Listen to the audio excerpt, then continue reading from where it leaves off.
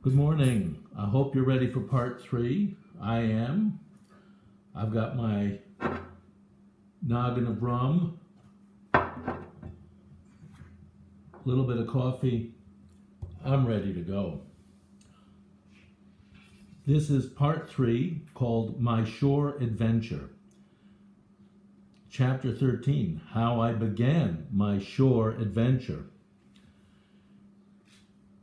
The appearance of the island when I came on deck next morning was altogether changed. Although the breeze had now utterly failed, we'd made a great deal of way during the night and were now lying becalmed about half a mile to the southeast of the low eastern coast. There's a lot of directions in here and a lot of north, south, east, west, but it doesn't really matter. Now, becalmed means there was no wind. A sailing ship has to have wind. And in fact, let me just show you a picture of, let's see if you can see it. This is a very famous sailing ship. It's called the USS Constitution. It fought in the Revolutionary War 250 years ago, and you can still see it in Boston Harbor in Massachusetts. Now, you can see this ship runs by wind power.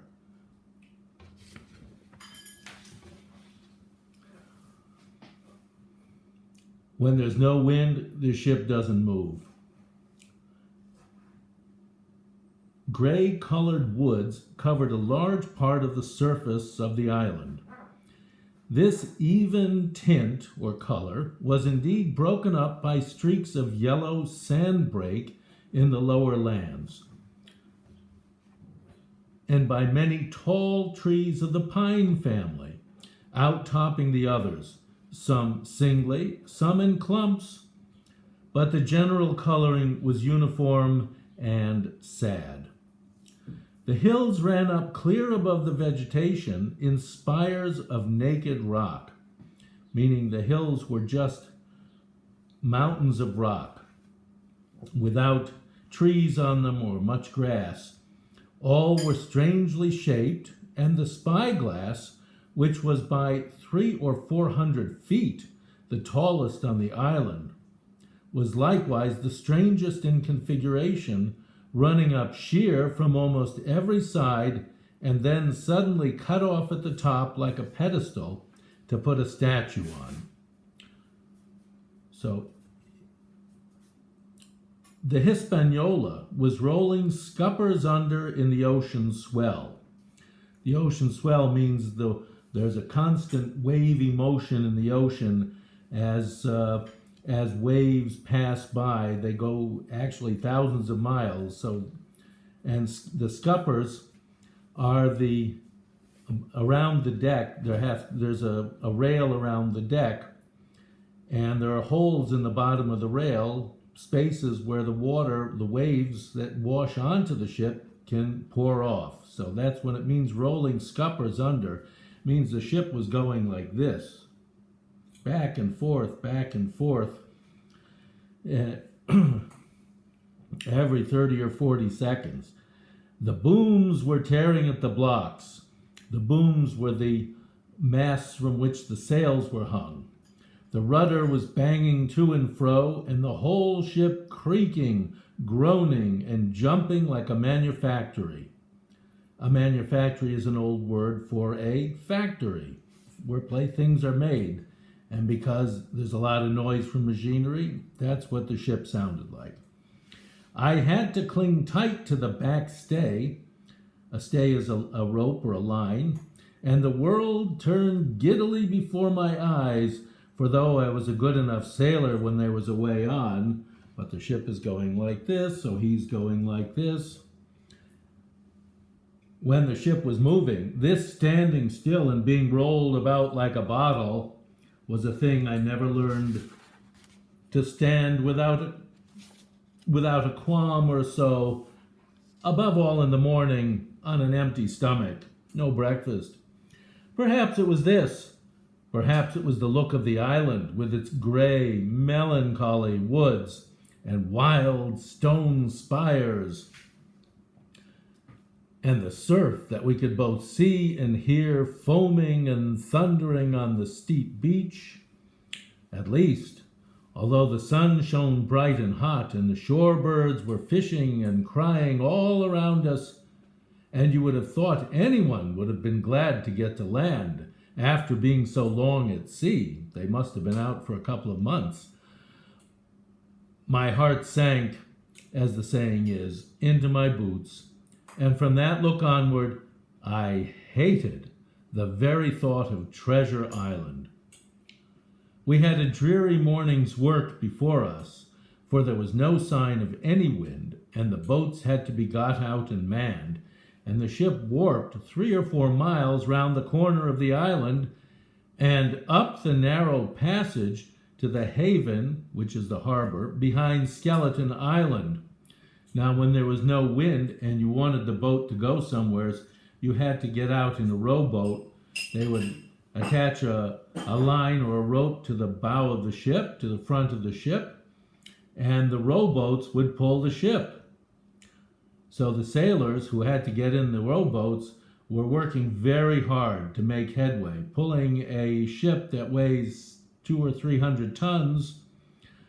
When you're in a light rowboat and all you've got is an oar, well, maybe a half a dozen oars per boat, it's a lot of work. It's a lot of work. And they had to warp the ship, meaning they had to pull the ship 3 or 4 miles, which is about 6 kilometers around the corner of the island and up to the harbor behind Skeleton Island. I volunteered for one of the boats, where I had, of course, no business, because he's a boy. He doesn't have the strength to row for hours and hours. The heat was sweltering, and the men grumbled fiercely over their work, Anderson was in command of my boat, and instead of keeping the crew in order, he grumbled as loud as the worst. "Well," he said with an oath, "it's not forever." I thought this was a very bad sign, for up to that day, the men had gone briskly and willingly about their business. But the very sight of the island had relaxed the cords of discipline. The cords of discipline. Discipline holds you into your job, at your duty. All the way in, Long John stood by the steersman and conned the ship. Now, conned means he conducted or guided the ship. He knew the passage like the palm of his hand. How well do you know the palm of your hand? And though the man in the chains got everywhere more water than was down in the chart, John never hesitated once. Now, what does that mean? The man in the chains, as they were pulling the ship, because they're close to land, the bottom is also very shallow. The water is not deep, and you can run the ship aground if you're not careful. So they would put a sailor in the front of the ship. He would be standing in something called the chains, which was a wooden plank or platform in the front of the ship by the water, and he would have a chain in his hand. And the chain was how they would measure distances. So a chain might be 6 feet long, or in this case, probably closer to 30 feet long. And each chain would have markings on it to indicate how deep you were. And the markings were done in fathoms. A fathom is 6 feet. What this man was finding was that the water was deeper than was indicated on the map or the chart. But Long John Silver knew his way, and he never hesitated once. "There's a strong scour with the ebb," he said, meaning the tide washes through, and as the tide is going out, it washes sand out from the bottom, so the water is deeper than you might expect. When the tide comes back in, it washes the sand back in, and the water level is more shallow, so it would be a greater risk for the ship. So that's why they had to be out there. And this here passage has been dug out, in a manner of speaking, with a spade. We brought up just where the anchor was in the chart. About a third of a mile from either shore, the mainland on one side and Skeleton Island on the other. The mainland meaning the main part of the island, because they were on an island. The bottom was clean sand. That is to say, the bottom of the harbor. The plunge of our anchor sent up clouds of birds wheeling and crying over the woods. But in less than a minute they were down again, and all was once more silent. The place was entirely landlocked, meaning the harbor was surrounded by land from the island behind them to the island in front of them, and all there was a channel, a narrow channel that led into the harbor. It was buried in woods, the trees coming right down to high water mark, the shores mostly flat, and the hilltops standing round at a distance in a sort of amphitheater, one here, one there. Two little rivers, or rather two swamps, emptied out into this pond, as you might call it, and the foliage round that part of the shore had a kind of poisonous brightness. From the ship we could see nothing of the house or stockade, for they were quite buried among trees, and if it had not been for the chart on the companion, we might have been the first that had ever anchored there since the island arose out of the seas. There was not a breath of air moving, nor a sound but that of the surf booming half a mile away along the beaches and against the rocks outside. A peculiar stagnant smell hung over the anchorage, a smell of sodden leaves, wet leaves, and rotted tree trunks. I observed the doctor sniffing and sniffing like someone tasting a bad egg.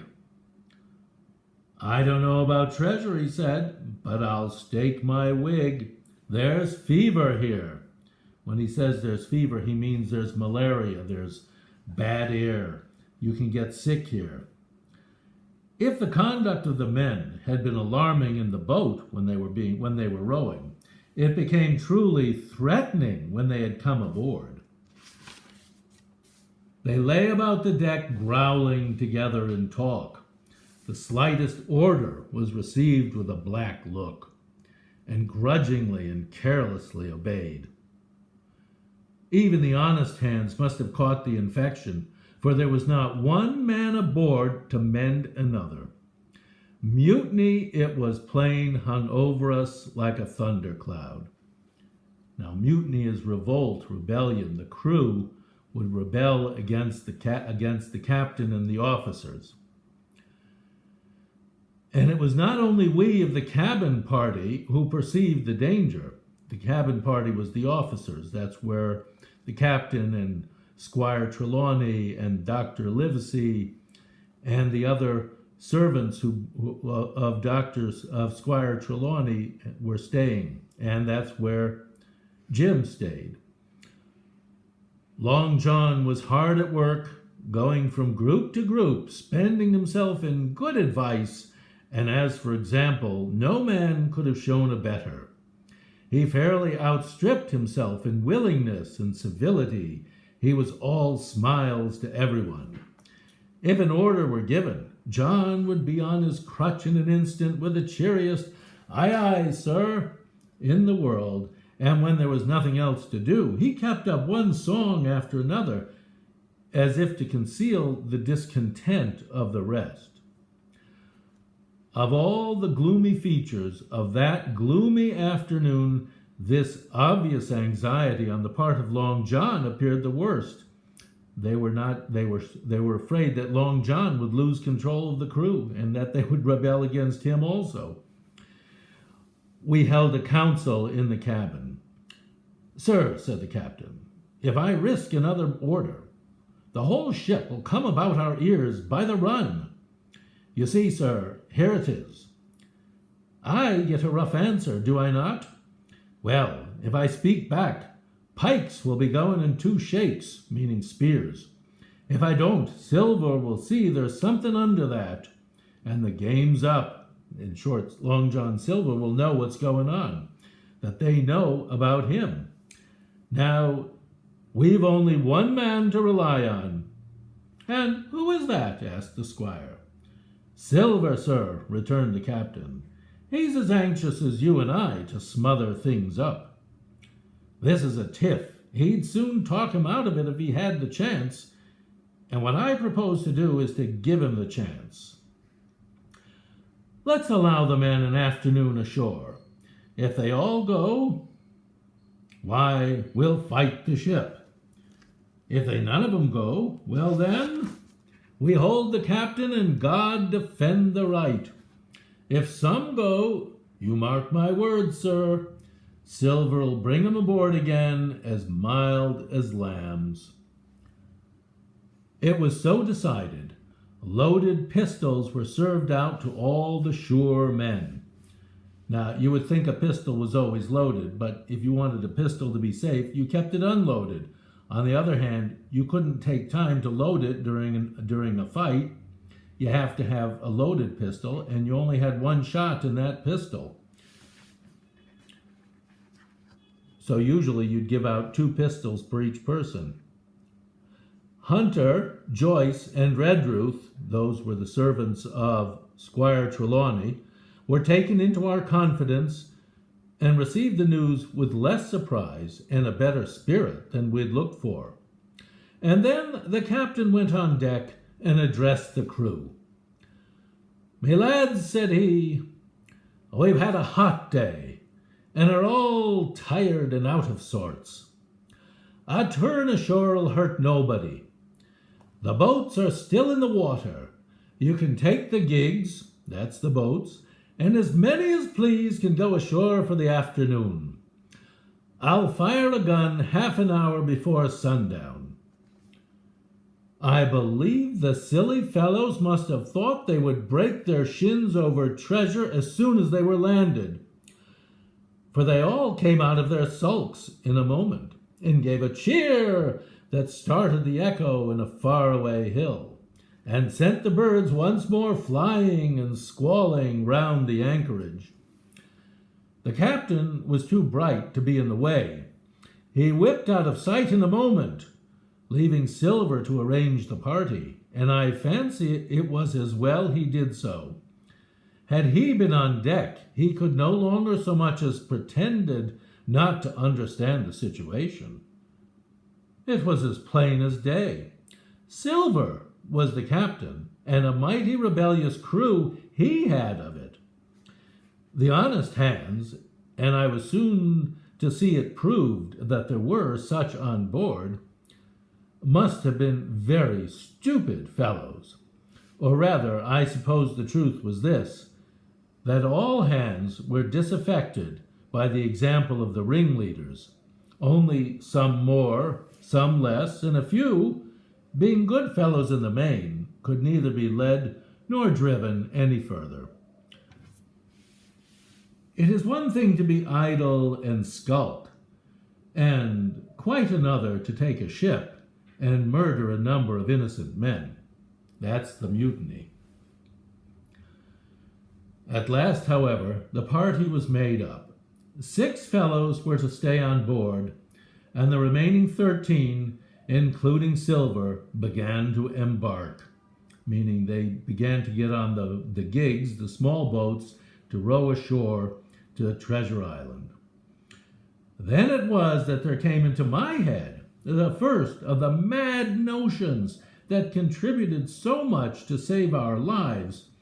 If 6 men were left by Silver, it was plain our party could not take and fight the ship. And since only 6 were left, it was equally plain that the cabin party had no present need of my assistance. It occurred to me at once to go ashore. In a jiffy, I had slipped over the side and curled up in the foresheets of the nearest boat, and almost at the same moment she shoved off. No one took notice of me, only the bow oar, saying, "Is that you, Jim? Keep your head down." The bow oar is the man who's on the oar closest to the front of the ship. There'd be three or four men on one side of the boat, and 3 or 4 men on the other side of the boat, each with an oar and each rowing. But Silver, from the other boat, looked sharply over and called out to know if that were me. And from that moment, I began to regret what I had done. The crews raced for the beach, but the boat I was in, having some start and being at once the lighter and the better manned, shot far ahead of her consort, and the bow had struck among the shoreside trees, and I had caught a branch and swung myself out and plunged into the nearest thicket, while Silver and the rest were still 100 yards behind. That's 100 meters. "Jim! Jim!" I heard him shouting. But you may suppose I paid no heed. Jumping, ducking, and breaking through, I ran straight before my nose till I could run no longer. End of chapter 13. We'll try to pick up chapter 14 in a bit.